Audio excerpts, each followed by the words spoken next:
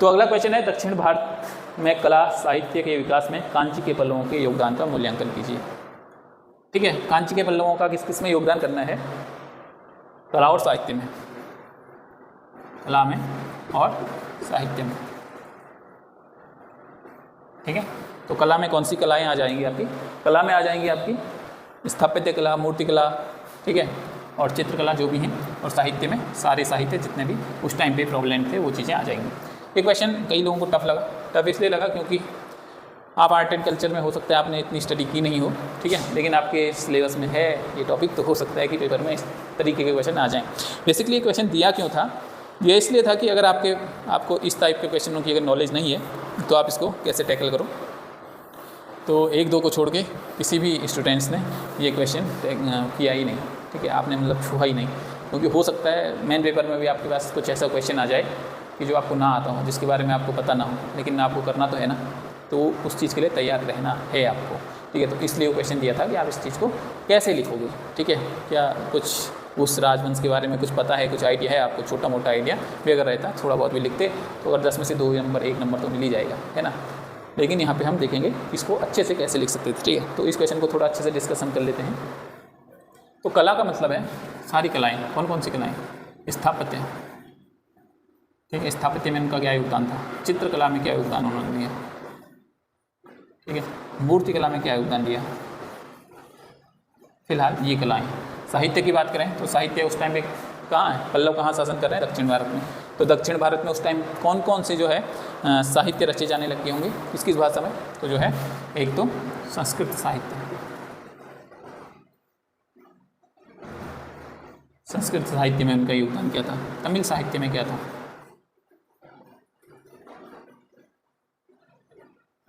या फिर कुछ अन्य इन्होंने किया क्या? ठीक है, तो अन्य चीज़ें इन्होंने क्या की वो हम देखेंगे। ओके, तो इस तरीके से 3-4 टाइप से आप इसको कैटेगराइज कर सकते थे और इस क्वेश्चन को शुरू कर सकते थे। तो सबसे पहले बात करें स्थापत्य कला की। तो स्थापत्य कला में इन्होंने क्या किया? जो हमारे पास द्रविड़ कला आती है, बाद में दक्षिण भारत में जो है प्रोलैंड होती है, और द्रविड़ जो स्थापत्य है उनका उद्भव किस काल में होता? पल्लव काल में ही हुआ था। ठीक है, पल्लव काल में क्या कहता?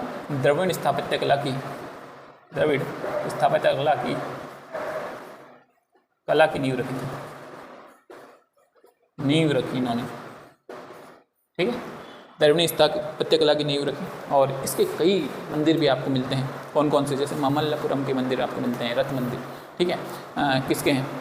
ठीक है, तो ये है नरसिंहवर्मन फर्स्ट के, ठीक है, ममल्लापुरम के मंदिर। ठीक है, कैलाशनाथ का मंदिर आपको एक मिलता है, वो भी इसका उदाहरण है।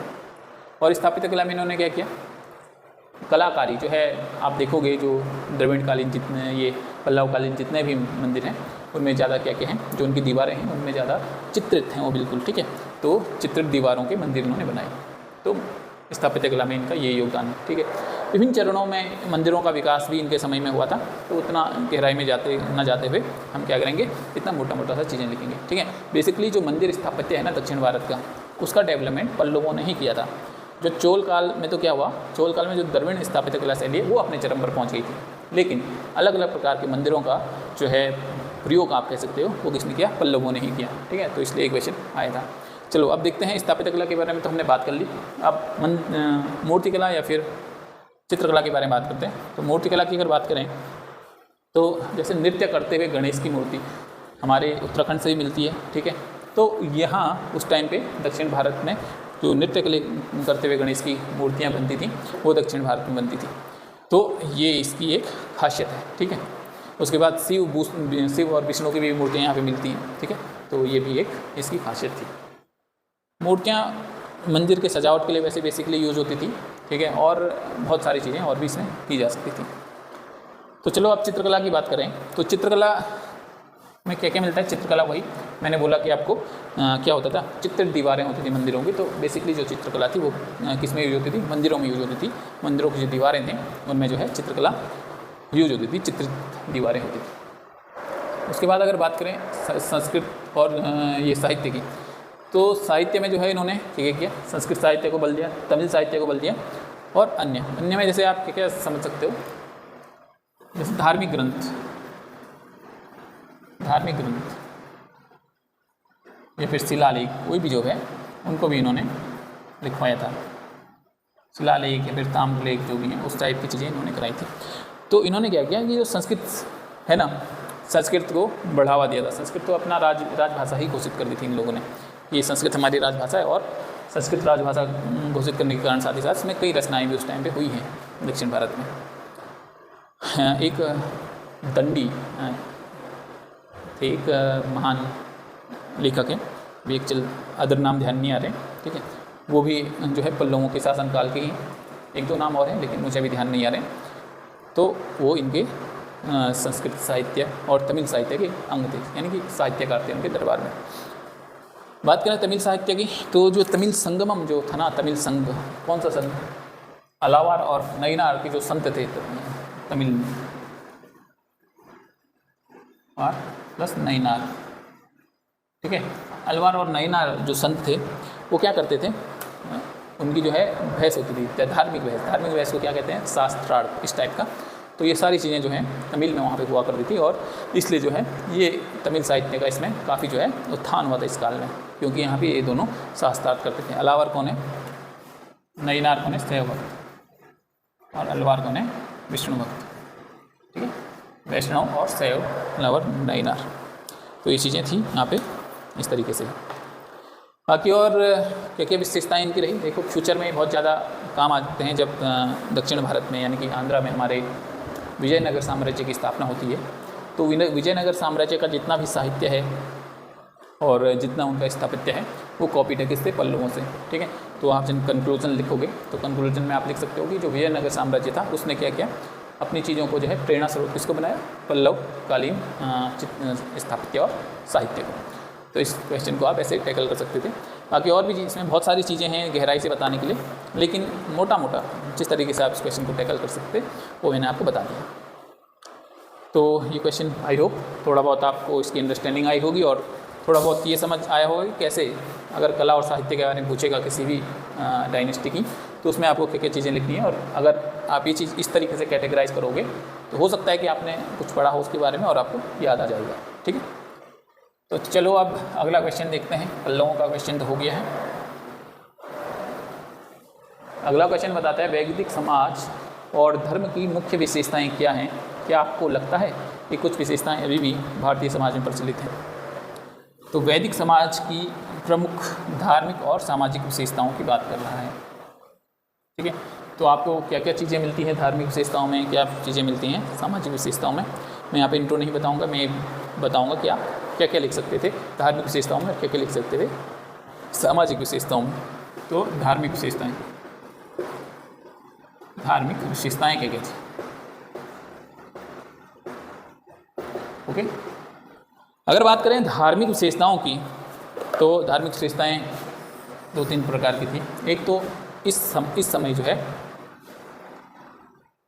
जो कर्म कांड होते थे यानी कि जो यज्ञ होते थे, ठीक है। यज्ञ में क्या होता था, अगर कोई विवाहित पुरुष है तो उसको अपनी अर्धांगिनी यानी कि अपनी वाइफ के साथ जो है धार्मिक कर्म कांडों में बैठना पड़ता था, ठीक है। तो यज्ञ में जो है महिला पुरुष समानता थी,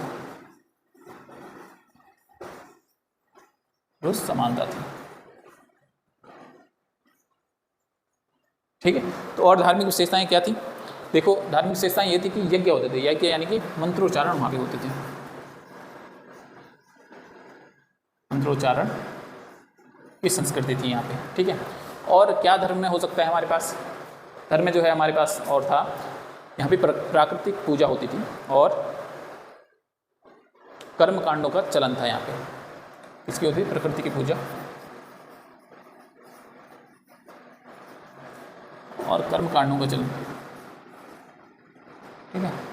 कर्म कांड होते रहते थे, जैसे यज्ञ हो गया, ठीक है। तो उसी टाइप से अन्य चीज़ें होती रहती हैं। प्रकृति पूजा यानी कि जैसे बहुत सारे देव थे, ठीक है, आप लिख सकते हो बहुदेववाद भी इसकी विशेषता है, ठीक है। जैसे इंद्र की जो है बारिश के लिए पूजा हो गई, वरुण, ठीक है, इस टाइप के कई देवता थे, अग्नि देवता, तो बहुत सारे देवता थे। अगर बात करें वहीं सामाजिक विशेषताएँ क्या थी इसकी, सामाजिक विशेषताएँ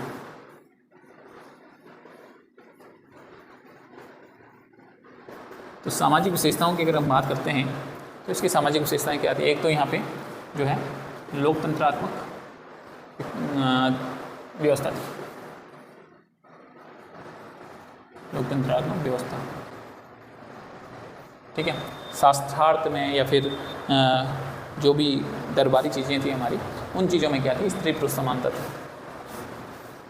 स्त्री पुरुष समानता, पुरुष समानता। ठीक है, प्राय ये समाज जो था वो पुरुष प्रधान समाज ही था, पुरुष प्रधान समाज। इतनी सारी चीज़ें तो मेन इम्पोर्टेंट यहाँ पे ही थी। ठीक है, और अगर गहराई में घुसेंगे तो बहुत सी चीज़ें ऐसी मिलेंगी जो हमको यहाँ पे मिलेगी। ठीक है, जैसे वर्ण व्यवस्था भी थी। वर्ण व्यवस्था कैसी थी? कर्म आधारित वर्ण व्यवस्था। ठीक, वर्ण व्यवस्था थी, कर्म आधारित वर्ण व्यवस्था थी। अब ये विशेषताएं तो उस टाइम वहाँ के धर्म और उसके समाज में थी। अभी भारत की बात करें तो भारत में और क्या क्या आपको इन विशेषताओं में से क्या क्या विशेषताएं दिखती हैं, वो पूछ रहा है ना, क्वेश्चन में पूछ रहा है कि क्या आपको लगता है कि कुछ विशेषताएं अभी भी भारतीय समाज में प्रचलित हैं? कौन कौन सी विशेषताएं आपको लगता है कि अभी भारतीय समाज में प्रचलित है? देखो, एक तो ये विशेषता है कि अगर आप कुछ सामाजिक कार्य कर रहे हो या कुछ कर रहे हो तो वहाँ पे आपको जो भी विवाहित पुरुष है उसको जो है अपनी अर्धांगिनी के साथ बैठना होगा। एक तो ये देखते हो आप। ठीक है, विवाह समारोह में जैसे कन्यादान होता है या फिर किसी चीज़ में भी इसमें उनको बैठना पड़ता है, या फिर भागवत कहीं होता है तो ये सब चीज़ें उसमें आ जाती हैं। मंत्रोच्चारण, आप देखो मंत्रोच्चारण अभी भी भारतीय समाज में होता है, जैसे शादी विवाह के अवसर पे, ठीक है, कोई भी मांगलिक कार्य हमारा होता है तो उसमें संस्कृत मंत्रोच्चारण अभी भी हमारे कल्चर में है। ठीक है, प्रकृति पूजा है क्या? बिल्कुल है। प्रकृति पूजा कहाँ है? जैसे अभी हम पीपल की जो है पूजा करते हैं, सूर्य देव की हम पूजा करते हैं। ठीक है, इस टाइप से ये चीज़ें हैं हमारे पास। कर्मकांड अभी भी हैं समाज में। लोकतंत्रात्मक व्यवस्था है। लोकतंत्रात्मक व्यवस्था हमारे बड़े पैमाने पे भी है और छोटे पैमाने पे है, जैसे पंचायती राज हो गया, और संसद भवन तक हमारे पास लोकतंत्रात्मक व्यवस्था है। ठीक है, पुरुष प्रधान समाज अभी भी है। पुरुष प्रधान समाज हमारा अभी भी है। स्त्री पुरुष समानता पर हम कोशिश कर रहे हैं कि बल दे रहे हैं। ठीक है, बशर्ते अभी लैंगिक समानता में हम काफ़ी पीछे हैं। अगर जेंडर गैप इंडेक्स की बात करें, ठीक है, तो हम काफ़ी पीछे हैं, लेकिन हम प्रयास कर रहे हैं कि इसको समानता में लाया जाए। वर्ण व्यवस्था हमारे पास अब भी है, बशर्ते विकृत अवस्था में, लेकिन अभी भी हमारे पास वर्ण व्यवस्था है। अब जन्ममूलक की हो गई है, लेकिन वर्ण व्यवस्था है। तो इस तरीके से मोटी मोटी जो हमारे पास विशेषताएं हैं हमने वो भी डिस्कस कर ली, और जो वहाँ के समाज और वहाँ के धर्म की, वैदिक काल के समाज और वैदिक काल के धर्म की जो विशेषताएं हैं वो भी हमने देख ली। तो ये जो आर्ट एंड कल्चर का जो पार्ट था हमारे टेस्ट का, 6 तारीख के डेमो टेस्ट का, वो कंप्लीट होता है। इसके बाद आपको जो है उत्तराखंड का जो पोर्शन है उसका डिस्कशन दिया जाएगा। तो आज के लिए इतना ही। Thank you very much.